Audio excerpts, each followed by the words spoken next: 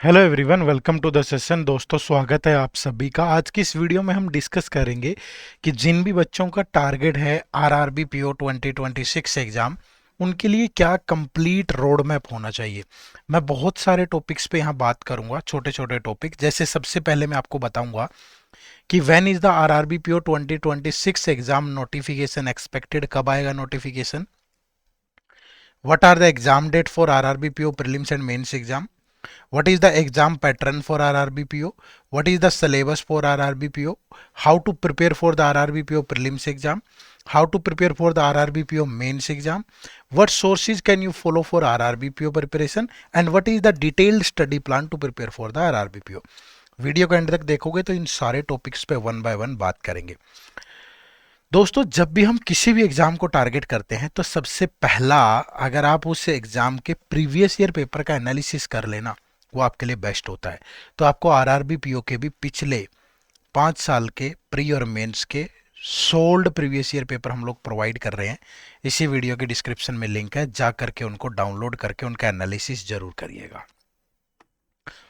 तो question number 1 is, when is the RRB PO 2026 exam notification expected. तो आपकी जो नोटिफिकेशन है आरआरबी पीओ 2026 की, वो अगस्त के लास्ट वीक में आपको देखने को मिलेगी।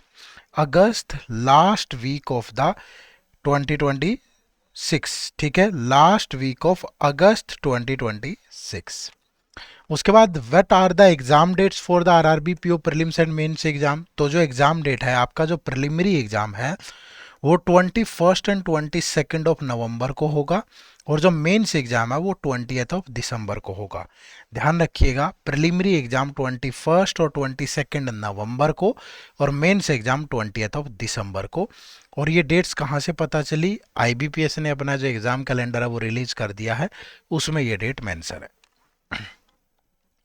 What is the exam pattern for RRB PO 2026। तो सबसे पहले आपका एक प्रिलिमिनरी एग्जाम होगा, उसके बाद फिर एक मेंस एग्जाम होगा, फिर आपका इंटरव्यू होगा, और तब जाके आपकी फाइनल सिलेक्शन होगी।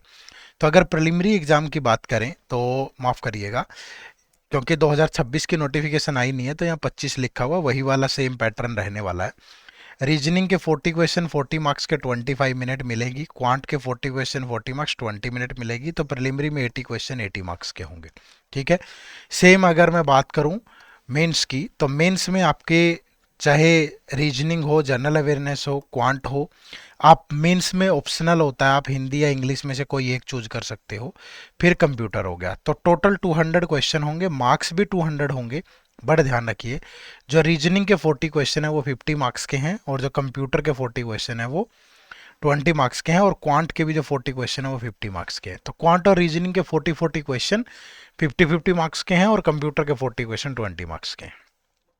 और जो सेक्शनल टाइमिंग है, रीजनिंग के लिए 30 मिनट, जीए के लिए 15 मिनट, क्वांट के लिए 30 मिनट, इंग्लिश या हिंदी के लिए 30 मिनट, जीए के लिए कंप्यूटर के लिए 15 मिनट। तो 2 आवर्स का टाइम होता है, ठीक है।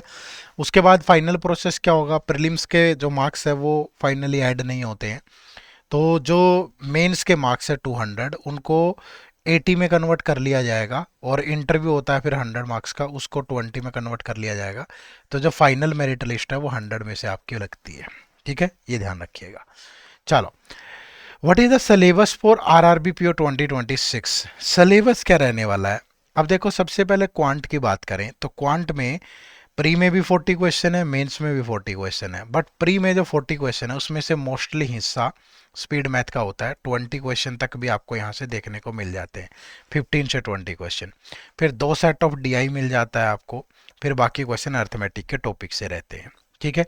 अब मेंस के अंदर यही जो स्पीड मैथ के क्वेश्चन है ये 10 तक होते हैं, ठीक है। फिर इसमें अर्थमेटिक और डाटा सफिशिएंसी, प्री में लेवल थोड़ा कम होता है, मेंस का लेवल हाई होता है। मेंस के अंदर जो डीआई वगैरह है वो अर्थमेटिक के टॉपिक पे भी आ जाते हैं, प्री में हालांकि नॉर्मल ही डीआई देखने को मिलते हैं, ठीक है। तो ये ध्यान रखिएगा, ये कंप्लीट आपका सिलेबस है, सारा का सारा। आप इसका स्क्रीनशॉट भी ले सकते हो। अब रीजनिंग की बात करें तो रीजनिंग के जो 40 क्वेश्चन है उसमें से प्री में 20 से 25 क्वेश्चन आपके इन्हीं से होते हैं, जो सीटिंग अरेंजमेंट और पजल है। बाकी के 15 क्वेश्चन आपके alpha numeric series, coding, decoding, syllogism, inequality, direction, ratio, ranking से होते हैं, ठीक है। अब मेंस में 2 टॉपिक तो नए ऐड हो जाते हैं, एक तो मशीन इनपुट आउटपुट, एक आपका क्रिटिकल रीजनिंग। तो क्रिटिकल रीजनिंग के होते हैं ऐसे 6 to 8 क्वेश्चन। 5 क्वेश्चन ये हो गए आपके, और 20 क्वेश्चन शीटिंग अरेंजमेंट और पजल्स के, बाकी क्वेश्चन मिसलेनियस टॉपिक से। लेवल थोड़ा बढ़ जाता है। अगर प्री की बात करूं तो कोडिंग डिकोडिंग बेसिक होगी या चाइनीज होगी। मेंस में यही लॉजिक बेस आ जाती है। ठीक है। प्री में अगर सिलोगिज्म के सीधे से सवाल है ओनली या फिर ओनली पे, तो मेंस में वो रिवर्स या कोडेड पे आ जाते हैं। तो पजल्स सीटिंग अरेंजमेंट टाइप वही होती है प्री में और मेंस में, बट प्री का जो पजल होगा वो थोड़ा हल्के लेवल का होगा, मेंस का थोड़ा लेंदी होगा। ठीक है। चलो, अगर इंग्लिश की बात करें तो इंग्लिश में चाहे आपका प्री में तो आता ही नहीं है, मेंस की अगर मैं बात करूं, चाहे आप हिंदी चूज कर रहे हैं या इंग्लिश चूज कर रहे हैं, बट जो इंग्लिश चूज कर रहे हैं उनके लिए बता रहा हूँ, हिंदी वाला को भी बताऊंगा मैं। ध्यान रखिएगा, इंग्लिश में cloze test, comprehension, spotting error, इन्हीं टॉपिक में से क्वेश्चन होते हैं। यानी आपकी ग्रामर पे बेस्ड भी क्वेश्चन है, वोकैबुलरी पे भी और कॉम्प्रीहेंशन पे भी है। ठीक है। तो जो 40 क्वेश्चन है वो, उसके लिए आपको ग्रामर भी, वोकैब भी, कॉम्प्रीहेंशन भी, सब पे काम करना पड़ेगा। ठीक है। सेम चीजें हिंदी में भी होती है। जो बच्चे हिंदी चूज करेंगे, अब वही यहाँ अपठित गद्यांश बोल दिया, वहाँ कॉम्प्रीहेंशन है। यहाँ समानार्थक और विलोम शब्द है, वहाँ पे सिनोनिम्स और एंटोनिम्स है। वहाँ इडम्स और फ्रेजीज है, यहाँ मुहावरे लोकम्ति हैं। वहाँ एरर डिटेक्शन है, यहाँ रिक्त स्थान है। गद्यांश में रिक्त स्थानों की पूर्ति, जैसे वहाँ क्लोज टेस्ट होता है, यहाँ वाक्य में त्रुटि, एरर डिटेक्शन। शब्द त्रुटि या वर्तनी त्रुटि, फिर से वही वाक्य के लिए एक शब्द यानी कि वन वर्ड सब्स्टिट्यूशन। तो सेम जैसे वहाँ पे हिंदी, जैसे इंग्लिश में ग्रामर, वोकैबुलरी, कॉम्प्रिहेंशन है, सेम यहाँ भी हिंदी की ग्रामर और गद्यांश, पद्यांश, और यहाँ भी आपको सारी चीज़ें वैसी देखने को मिलेंगी, ग्रामर और वोकैबुलरी और ये वाला। ठीक है। उसके बाद जीए की अगर मैं बात करूँ तो जीए में जनरल अवेयरनेस भी होता है, बैंकिंग और फाइनेंस का करंट अफेयर भी होता है, स्कीम और रिपोर्ट भी होती है। ठीक है। तो ये सारा सिलेबस है आपका। National, international, state current affair रहता है, इसमें थोड़ा स्टैटिक वाला भी रहता है। ठीक है। स्टैटिक्स में ओबिचुरीज होगी, ठीक है, डैम्स हो गए, स्पोर्ट्स का कुछ हो गया, स्टेडियम, वाइल्ड लाइफ सेंचुरीज, कुछ इस तरह की होती है। बैंकिंग और फाइनेंस करंट अफेयर जरूर करिएगा, आरबीआई से रिलेटेड क्वेश्चन पूछता है, स्कीम्स रिपोर्ट से क्वेश्चन कम होते हैं बट होते हैं, करंट अफेयर थोड़ी ज़्यादा होती है। ठीक है। चलो, कमेटीज, ठीक है, कुछ और है, इस तरह की चीज़ें ज़्यादा पूछी जाती है। तो पिछले 6 से 9 महीने की करंट अफेयर आप जरूर करें। उसके बाद कंप्यूटर की अगर बात करें, कंप्यूटर मेंस में आता है, 40 क्वेश्चन है, 20 मार्क्स के हैं। तो internet, memory, computer abbreviations, keyboard shortcut, computer hardware, Microsoft office, computer software, computer fundamental terminology, networking, number system, operating system, तो ये सारा पूछा जाता है। इससे आपको मेंस में देखने को मिलेगा। ठीक है। तो ये तो था आपका सिलेबस। अब बारी आती है how to prepare for the RRB PO prelims exam. सबसे पहले तो focus on the high weightage topic, जैसे क्वांट के अंदर स्पीड मैथ, फिर सेकंड डीआई, फिर आपका अर्थमेटिक। रीजनिंग के अंदर पहले मिसलेनियस कर लो, फिर सीटिंग अरेंजमेंट, पजल कर लो। ठीक है। स्ट्रिक्ट टाइम लिमिट के साथ प्रैक्टिस करें, क्योंकि कट ऑफ अच्छी खासी जाती है, 60+ भी हो जाती है बहुत सारे उसमें, 80 में से स्टेट्स के अंदर स्टेट वाइज कट ऑफ जाती है। तो ध्यान रखिएगा, थोड़ा टाइम में बड़ी इश्यू आती है। तो 2 से 3 mock test full length week में ज़रूर अटेम्प्ट करो। हमेशा अपनी गलतियों को एनालाइज करो और एक एरर लॉग मेंटेन करो। बार बार मिस्टेक्स रिपीट नहीं होनी चाहिए। ठीक है। और follow a fixed exam pattern strategy, मतलब जैसे क्वांट है और रीजनिंग है, अब रीजनिंग में 25 मिनट मिलते हैं, क्वांट में 20 मिनट मिलते हैं। तो प्रॉपर एक स्ट्रेटेजी बनाओ कि मुझे सबसे पहले कौन से क्वेश्चन करने हैं, कि मैं पहले 6 से 7 मिनट में स्पीड मैथ निपटा दूंगा पूरा। ठीक है। फिर मैं अगले 6-7 मिनट में, 7 to 15 मिनट में डीआई के दोनों सेट निपटा दूंगा। फिर 5 मिनट में जितने भी अर्थमेटिक के क्वेश्चन है वो देखूंगा मैं। ऐसे ही रीजनिंग में पहले स्टार्टिंग में मिसलेनियस पार्ट, फिर पजल्स, फिर दूसरी चीजें प्रॉपर बनाओ। और ये घर पे मॉक टेस्ट के अंदर प्रैक्टिस करो, फिर जाओ आगे। ठीक है। चलिए, उसके बाद how to prepare for the RRB PO mains exam. तो जब प्री के लिए प्रिपेयर करोगे ना, तो बेसिक तो आपका हो ही जाएगा। ठीक है। बट फिर भी मैं सब्जेक्ट वाइज बता देता हूँ। जैसे रीजनिंग में फोकस होना चाहिए पजल और सीटिंग अरेंजमेंट पे ज़्यादा। ठीक है। और हाई लेवल और मल्टी वेरिएबल के सेट जो है वो अरेंजमेंट में और पजल्स में आपको प्रैक्टिस करने हैं। इनपुट आउटपुट और लॉजिकल रीजनिंग पे थोड़ा ज़्यादा ध्यान देना पड़ेगा, क्योंकि प्री में नहीं आता, मेंस में आएगा। और इम्प्रूव क्वेश्चन सिलेक्शन, जो टफ क्वेश्चन है उनको जल्दी से थोड़ा सा स्किप करना सीखो और आसान आसान को पकड़ना सीखो। ये आपको रीजनिंग में करना है मेंस के लिए। क्वांट में आपको प्रायोरिटाइज करना है DI sets over stand alone arithmetic से काम नहीं चलेगा, डीआई पे अच्छा खासा फोकस करिए, ज़्यादा कैसलेट और मिसिंग डीआई प्रैक्टिस करिएगा और अर्थमेटिक को थोड़ा स्ट्रेंथन करिएगा। और आता है मेंस में सिंप्लीफिकेशन, नंबर सीरीज, क्वाड्रेटिक भी, बट वो प्री में जितना हो जाएगा वो मेंस के लिए सफिशियंट होगा। जीए की बात करूं तो कम से कम लास्ट के 4 से 6 महीने का करंट अफेयर मस्ट है आपको, मस्ट है। वैसे आपको अच्छे स्कोर के लिए 6 से 9 महीने का, 6 to 9 मंथ का करना चाहिए। Focus on banking and financial awareness, revise RBI के update, report, scheme, monthly PDF और उनका डेली रिवीजन करो और मल्टीपल टाइम रिवीजन करो। अभी साथ साथ पढ़ना चाहिए आपको, ठीक है। अभी नवंबर में अगर आपका पेपर है तो अभी दिसंबर में तो पढ़ लेना चाहिए, ठीक है। ये इंपॉर्टेंट रहेगा आपके लिए साथ साथ। बाद में प्री होने के बाद पढ़ते हो फिर टाइम बचता नहीं है इतना।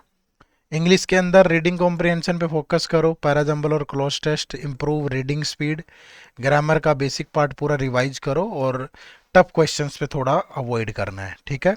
कंप्यूटर में cover hardware, software, memory basic, MS office के शॉर्टकट, नेटवर्किंग का बेसिक, रिवाइज एब्रीविएशन और प्रैक्टिस प्रीवियस ईयर पेपर।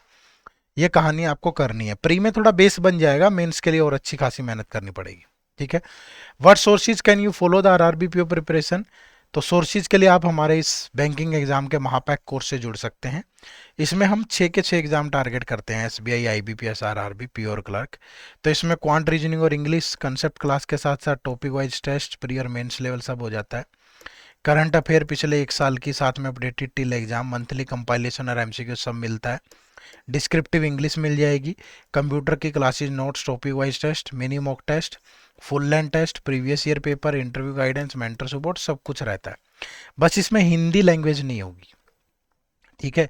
तो कोई बच्चा जब भी इस कोर्स में इनरोल करे प्लीज़ हिंदी लैंग्वेज को थोड़ा सा अवॉइड करें। ना तो हिंदी में कंटेंट है और ना हिंदी का सिलेबस है इसमें इंक्लूड, सिर्फ इंग्लिश का ही सिलेबस है, ठीक है। ज़्यादा जानकारी के लिए आप इसी वीडियो के डिस्क्रिप्शन में जा सकते हो, ठीक है, या गूगल पे जाके edwitap.in टाइप करें, ये हमारी वेबसाइट ओपन होगी। यहाँ कोर्सेज में जाओगे तो ये बैंकिंग कोर्स आपको दिखेगा, ठीक है। यहाँ बैंकिंग कोर्स में आओगे तो ये हमारा बैंकिंग एग्जाम का महापैक कोर्स है, ठीक है। इसमें आपको SBI, IBPS, RRB, PO and clerk, ठीक है। अभी थोड़ा कम डिस्काउंट मिल रहा है, बहुत बार ये 70-75% भी होता है। आप तब इनरोल कर लें, आप अपने तरीके से देख लें। जिसको बैंक के साथ साथ आरबीआई भी करना है वो ये वाले कोर्स में इनरोल करें, ठीक है जी।